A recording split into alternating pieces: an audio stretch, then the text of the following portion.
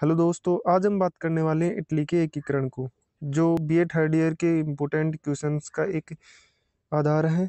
और इसी के अलावा ये 10वीं के सामाजिक विज्ञान का भी एक टॉपिक है। तो देखिए, हम इटली के एकीकरण को देखते हैं। तो इटली का एकीकरण किस काल में हुआ?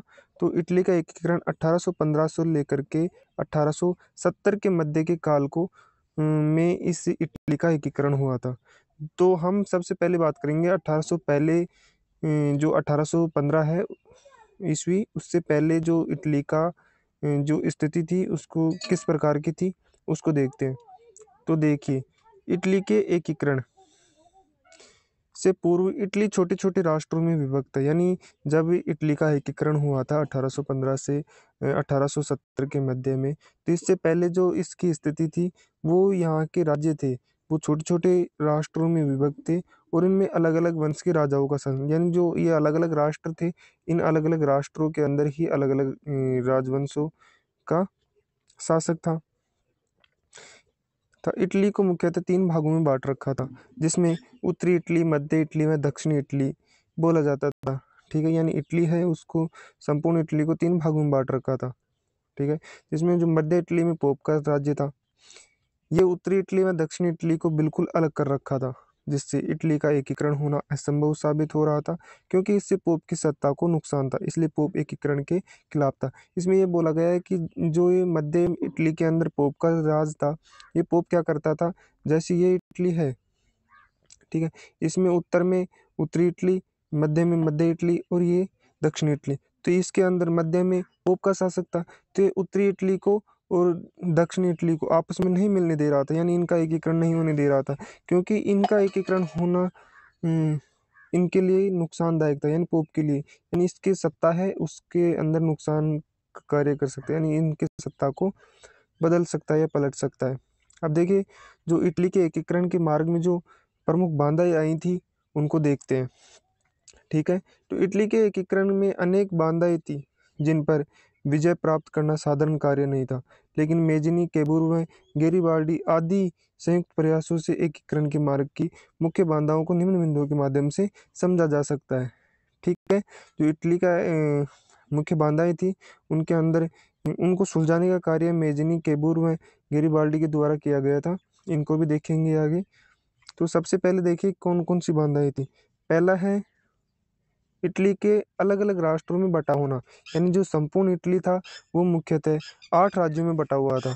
ठीक है, उस समय इस कारण से जी यहाँ पे शासक थे, वो शासक भी अलग अलग ही थे, यानी अलग अलग राष्ट्रों के या राज्यों के अलग अलग शासक थे।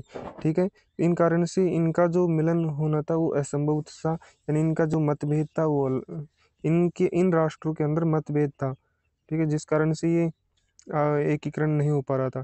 तो देखिए, इटली मुख्यतः उस समय 8 राज्यों में बटा हुआ था, और इनके शासक भी अलग अलग थे और आपस में हीन भावना से देखते थे। ठीक है, जो शासक थे आपस में हीन भावना से देखते थे, इसलिए इनकी एकता असंभव सी लग रही थी।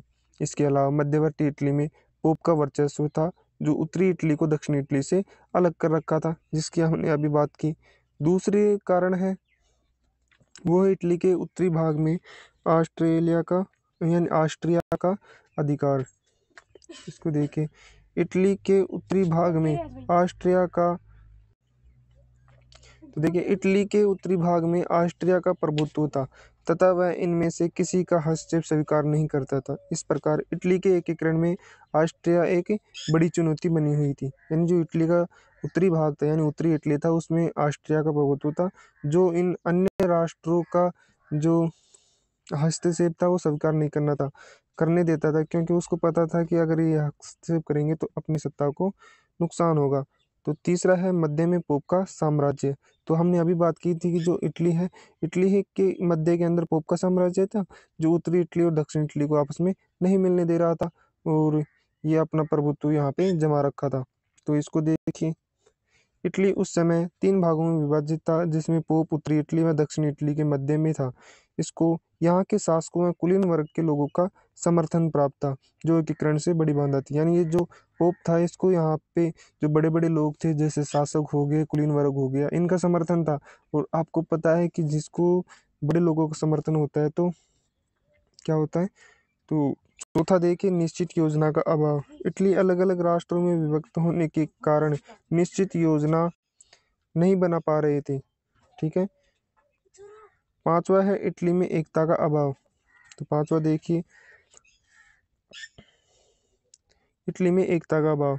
अलग अलग राज्यों में अलग अलग परंपराएं भी थी जिनसे आपसी द्विवेश को बढ़ावा मिल रहा था, जो एकीकरण के लिए बड़ी बाधा बनी हुई थी। ठीक है। तो इस तरह से कुछ बाधाएं थी जिस कारण से इटली का एकीकरण नहीं हो पा रहा था। अब इटली के एकीकरण के प्रयास किए गए उनको देखिए। इसमें एक गुप्त संस्थाओं की स्थापना की गई। तो देखिए किस तरह से की गई। तो इटली के एकीकरण के लिए देशभक्तों ने मिलकर इटली में अनेक गुप्त संस्थाओं की स्थापना की। इन गुप्त संस्थाओं के माध्यम से इटली में जन जागृति पैदा हुई। इन जो गुप्त संस्थाएं थी इनके कारण ही यहाँ पे जन जागृति पैदा हुई। इन गुप्त संस्थाओं में सबसे प्रमुख कार्बोनरी गुप्त संस्था थी। अब ये कार्बोनरी की संस्था क्या थी, तो इसको देखिए। यह एक गुप्त संस्था थी जिसकी स्थापना इटली के बाहरी लोगों से स्वतंत्र करवाने के लिए की गई थी। इस संस्था को इटली के अलग अलग भागों में खोला गया था। इसमें सभी वर्गों के शामिल थे। यानी इस संस्था का क्या कार्य था, तो इस संस्था का काम था जो इटली के अंदर जो बाहरी लोग आकर के इसके ऊपर प्रभुत्व जमा रखे थे उनको भगाना। ठीक है। दूसरा देखिए नोपिल्स शहर के या नेपिल्स शहर में विद्रोह है जो 1820 से 21 के मध्य में हुआ। तो देखिए कार्बोनरी संस्था के सदस्यों के द्वारा 1820 से 21 ईस्वी में नेपिल्स में विद्रोह कर दिया, जिन्होंने यहाँ के शासकों को खदेड़ दिया।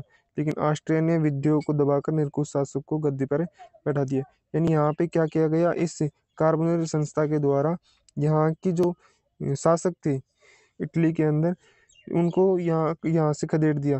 लेकिन जो ऑस्ट्रिया था उसके द्वारा इन इनको यानी जो ये आक्रोश था इनको दबा करके, ठीक है, उसने यहाँ पे निरंकुश शासकों को गद्दी पर बैठा दिया। तो ये सबसे बड़ी एक चेतावनी बन चुकी थी। अब देखिए मेजनी के द्वारा यहाँ पे किस तरह से योगदान दिया गया था उसको देखिए। मेजनी के द्वारा 1819 से 1872 के मध्य, यानी मेजनी इस आंदोलन का आध्यात्मिक नेता था। किस आंदोलन का, जो इटली का एकीकरण था उस आंदोलन का। उसका जन्म 1805 में जिनेवा में हुआ था। ठीक है। उसका पिता एक चिकित्सा शास्त्री था। मेजनी बाल्यकाल से ही क्या था, क्रांतिकारी था। यानी क्रांतिकारी विचारधारा से प्रभावित हो गया था और अपने देश को विदेशियों से मुक्त कराने का प्रयास करने लगा। 1830 में क्रांतिकारी गतिविधियों में भाग लेने के कारण बंदी बना लिया गया था और इसे एक वर्ष बाद यानी 1831 में मुक्त कर दिया गया था। इसे युवक इटली यानी एक संस्था की स्थापना की। युवक इटली यानी यंग इटली, उसकी स्थापना की जिसमें 40 वर्ष से कम युवाओं के शामिल किया जा रहा था। ठीक है। जिसमें 1833 तक इस संस्था में 60,000 सदस्य जुड़ चुके थे। ठीक है। इस संस्था के प्रमुख नारी भी थे कुछ। तो अब देखिए इस संस्था के नारी क्या थे, यानी परमात्मा में विश्वास रखो, सभी भाइयों को एक साथ लेकर चलो, इटली को मुक्त कराओ। ठीक है। ये 3 इनके नारे थे। समझ गए होंगे कि परमात्मा के ऊपर आपको विश्वास करना है, दूसरा सभी भाइयों को एक साथ मिलकर चलना है। कि आपको पता है कि जब एक साथ मिलकर के किसी भी चीज़ का समर्थन करेंगे तो स्वाभाविक सी बात है उसका होना तय है। और तीसरा है इटली को मुक्त कराना, यानी जो बाहरी विदेशी यहाँ पे आकर के अपना प्रभुत्व जमा रखे थे, जैसे ऑस्ट्रिया हो गया, पोप हो गया, इनके द्वारा यहाँ पे, तो इनको हटाना था। मेजनी ने राष्ट्रीयता का प्रसार किया। ठीक है। तो अब देखिए मेजनी ने अपने लेखों और भाषणों से इटली के नवयुवकों में देश प्रेम, त्याग और बलिदान की भावना कूट कूट कर भर दी। उसने घोषणा की थी कि इटली एक राष्ट्र है और राष्ट्र बनकर रहेगा। ये किसने की थी, मेजनी ने की थी। ठीक है। जो लास्ट में आकर के असफल हो जाता है। ठीक है। क्यों हो जाता है, क्योंकि फ्रांस है, वो फ्रांस इसका सहायता नहीं कर पाता है, किसकी, इटली की। तो इस तरह से ये होता है। इसके बाद जो गेरिबाल्डी है उसका भी योगदान रहता है, जो इटली के एकीकरण के अंदर अपना सब कुछ न्यौछावर कर देते हैं और अब अंतिम में इनको सफलता मिल जाती है। ठीक है। इस तरह से ये हो गई हमारी इटली एकीकरण की बात। ठीक है, तो समझ में आया होगा। Thank you.